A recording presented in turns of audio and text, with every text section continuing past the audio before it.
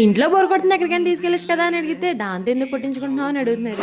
సర్లే పద ఆడుకో బండి ఎక్కువ అని అంటే వెంటనే ఎక్కి అలా తునైతే వెళ్ళిపోయాము. ఇంతకీ కాలేజ్ నేమ్ ఏంటి తుని వాళ్ళు అయితే పక్కా చెప్పేస్తారు, కామెంట్ చేసేయండి. అలా లెఫ్ట్ తీసుకొని ముందుకెళ్తుంటే జనాలు చూసారా, ఎవర్రా మీరంతా, పండగ షాపింగ్ అంతా మన తునిలోనే ఉందేమో, బట్టల కొట్లు ఖాళీ లేవు, బంగారు కొట్లు ఖాళీ లేవు, షాప్లన్నీ దాటేసాం, మనం ఎక్కడికి వెళ్తున్నాం అని అడిగితే వెయిట్ అండ్ సీ అంట. కట్ చేస్తే ఇంకేముంది, మార్కెట్ మీకు ఆల్రెడీ అర్థమైపోయి ఉంటది, పెద్ద బొగ్గైపోయామని మనం.